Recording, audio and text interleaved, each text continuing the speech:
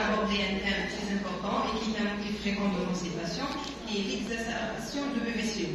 Alors, pourquoi j'ai choisi l'exacerbation et pas la BPCO à l'état stable? Parce que c'est un mode de révélation fréquent de la maladie.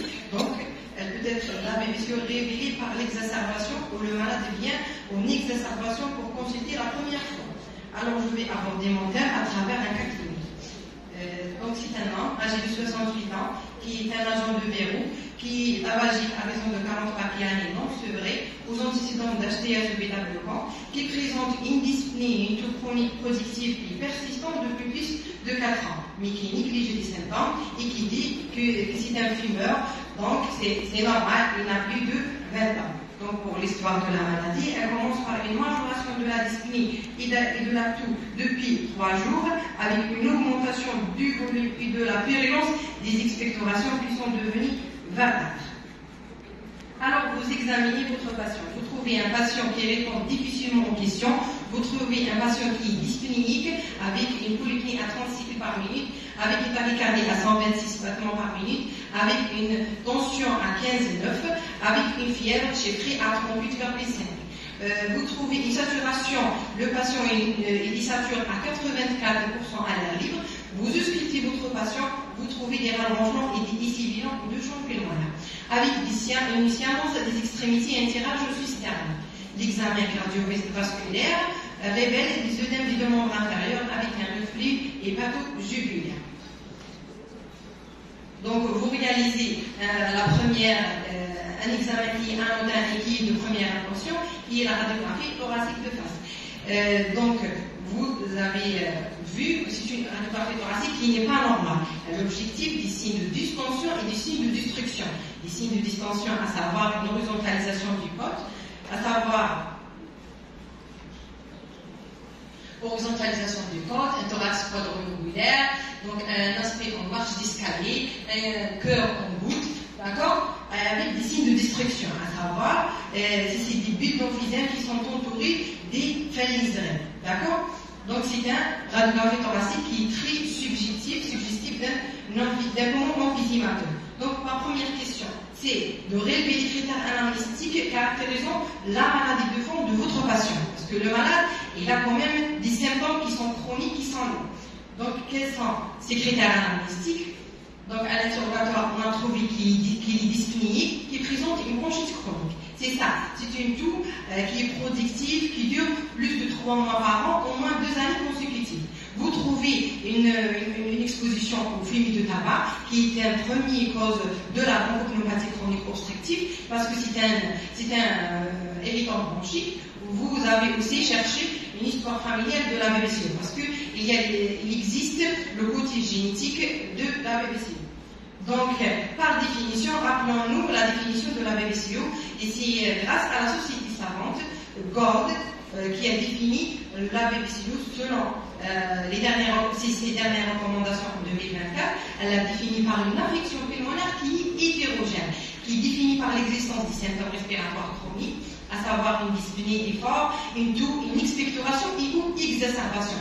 Donc l'exacerbation, elle fait partie de cette définition. Et un critère obligatoire est la présence d'un trouble ventilatoire obstructif. Donc c'est une obstruction permanente et progressive des débits aériens. Elle est due soit à des anomalies bronchiques, c'est des bronches ou bronchioles, ou alvéolaires, ce qui traduit l'emphysème. D'accord? Donc la BPCO, n'oubliez pas qu'elle regroupe 2 entités, la bronchite chronique et l'emphysème. Et dans les 2 cas, on doit y avoir le trouble ventilatoire obstructif. C'est un critère obligatoire. Revenons à la bronchite chronique, il y a une définition purement clinique. C'est une toux productive, quotidienne ou quasi quotidienne, durant au moins 3 mois par an et au cours d'au moins 2 années consécutives. Elle peut être simple et elle peut être obstructive. Quand elle est obstructive, ça rentre dans le cas de la BPCO. D'accord? Elle concerne 50% des fumeurs. Ce qui concerne l'emphysème, sa définition est anatomopathologique. Donc, c'est un évolution anormal d'espace aérien distal, sans fibrose associée, avec destruction du paroi alvéolaire. Et peut-être, comme vous savez, il y a 3 types, centrolobulaire, panlobulaire et le paraseptal. Donc, je ne vais pas détailler malheureusement vu le temps. Donc, un petit aperçu sur le mécanisme physiopathologique. Vous voyez, la bronchite chronique qui est obstructive, la bronche, elle est réduite de calibre par une inflammation et avec une hypersécrétion muqueuse. C'est une bronchite chronique avec un bronchospasme. D'accord? Et vous regardez l'emphysème. L'entité de l'emphysème, c'est une destruction des alvéoles. Donc, l'air, il va rentrer à l'intérieur de l'alvéole, il pige et à l'intérieur, il ne peut pas sortir. D'accord? Donc, la prochaine question, devant ce tableau radioclinique, vous évoquez quel diagnostic? S'agit-il d'une exacerbation sévère d'asthme-bronchite? S'agit-il d'un pneumothorax partiel gauche, d'une exacerbation sévère de BPCO, d'une embolie pulmonaire ou d'une décompensation cardiaque? Donc, par bonne foi, vous allez répondre que c'est une exacerbation de BPCO. Je vais détailler ça. Donc, comme tous les malades, un des parents vous ramène son dossier médical de votre patient et apporte ses dernières EFR réalisées par son pneumologue. Vous trouvez alors un trouble ventilatoire obstructif, donc un typhno qui est à 63, avec une épreuve au bronchodilatateur, avec un test de bronchodilatation dont le typhno reste inférieur à 70, il est à 64. Donc, après bronchodilatation, le patient ne gagne pas vraiment en matière de VMS et de la CVM. Il y a qu'un 2% qui est la gagné. Donc, c'est un trouble ventilatoire obstructif confirmé par un test de bronchodilatation. Vous regardez aussi l'aspect de la courbe, et puis c'est un critère important de l'avoir avant d'annoncer. Donc, vous regardez l'aspect au coup de H, la courbe concave au coup de H, qui est caractéristique de la malade BPCO. Donc, on passera à l'exacerbation. J'ai mis une plaque pour vous rappeler qu'est-ce qu'il s'agit d'une exacerbation. Donc, on a suivi toujours notre société GORD, qui l'a défini en 2024 comme un événement aigu sur maladie chronique. Donc, c'est une aggravation de la dyspnée et de la toux et des expectorations dans une durée de moins de 14 jours. Nécessite l'agent d'un traitement complémentaire et qui est souvent associée à une augmentation de l'inflammation locale et systémique. Elle est causée soit par une infection, par la pollution ou par une agression des voies aériennes. La durée de cette exacerbation est variable de 4 à 6 semaines et le malade, n'oubliez pas, le malade ne revient jamais à l'état habituel ou à l'état de base. D'accord? Donc, voilà aussi la dernière classification de la BPCO, parce que l'ancienne classification de la BPCO était subjective, était postérieure sur le traitement que vous allez rajouter. Donc, la nouvelle classification, elle est objective. En légère, modérée, sévère, et ils ont introduit la notion d'EVA, l'échelle visuelle analogique. Donc s'il s'agit d'une dyspnée qui est inférieure à 5, s'il y a une fréquence de maladie hypopnéique, c'est-à-dire qu'il est en fréquence respiratoire inférieure à 24, il n'y a pas de tachycardie, la saturation elle est normale et la CRP elle est négative. Donc vous placez votre malade en exacerbation légère de BPCO. Elle est modérée si l'EVA de la dyspnée est supérieure à 5. Et si le malade reste les mêmes critiques que le légère. C'est l'EVA qui est importante. D'accord? Pour la classification de la BPCO en sévère, surtout c'est les derniers critères qu'on a rappelés, donc qui sont positifs, associés à une hypercapnie qui est supérieure à 45 dans votre gazométrie. Donc c'est des critères objectifs et qui n'ont plus subjectifs. Donc, quels sont les examens complémentaires à demander en priorité devant votre patient? Donc, est-ce que vous allez demander un ECG avec un écho-cœur? Vous allez demander des DMR, vous allez demander une formulation numérique sanguine, ionogramme sanguin ou une gazométrie artérielle. Je dis bien qu'on peut demander tous ces examens complémentaires, mais je dis en priorité, vous allez demander quoi pour mieux orienter votre prise en charge thérapeutique. Et l'étape suivante. Donc, il y a 2 examens complémentaires à demander en priorité. Donc, c'est l'ECG et l'échocardiographie et la gazométrie artérielle. Pourquoi? Tout simplement parce que la gazométrie artérielle, vous allez voir s'il y a une hypercapnie, il y a une incidence respiratoire pour mieux orienter le patient vers l'ARIA et commencer une ventilation non invasive. Et pourquoi l'ECG? Pour éliminer une cardiopathie ischémique rythmique associée à l'exacerbation.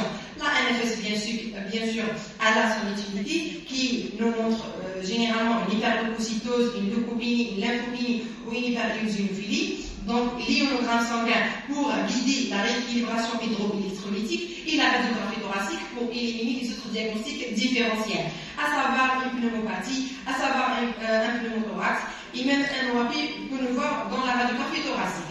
Donc vous allez réaliser tous ces examens suscités, voilà les résultats qui vous parviennent. Le CG, c'est un rythme sinusal régulier avec un onde P ample en D2 avec une déviation axiale droite. Ça va vous orienter vers le corps pulmonaire aigu. L'échocardiographie, vous trouvez une dilatation des cavités cardiaques avec une PRPS à 48 mm mercure. Le dosage des dimères de votre patient est négatif à 250 nanogrammes par mètre. Sachant que la valeur normale est inférieure à 25. Donc, ils ont une valeur prédictive négative. Pour la NFS, vous avez trouvé une hyperleucocytose à 16 000, à 17 000. Vous avez trouvé pas d'anémie, l'hématocrit était élevé à 55 et les plaquettes étaient normales. L'ionogramme sanguin était aussi sans particularité et la gazométrie a révélé une hypoxie, une hypercapnie. Donc, j'ai déjà fait la lecture des examens complémentaires pour passer rapidement. Donc, aux questions suivantes, quels sont les examens, quels sont les principaux diagnostics différentiels de la BPCO, toujours à évoquer en pratique clinique. J'ai cité les diagnostics avant, 3 diagnostics, qui est la pneumopathie, le pneumothorax, l'œdème pulmonaire, l'embolie pulmonaire, et la prise d'un traitement contre-indiqué et mal encadré, comme les sédatifs, l'oxygène à haut débit. N'oubliez pas qu'il provoque une inhibition du centre respiratoire, donc toujours l'oxygénothérapie doit être permissive à base les traumatismes thoraciques et la chirurgie thoracique ou abdominale. Donc, pour la question suivante, on passera à la prise en charge de notre malade.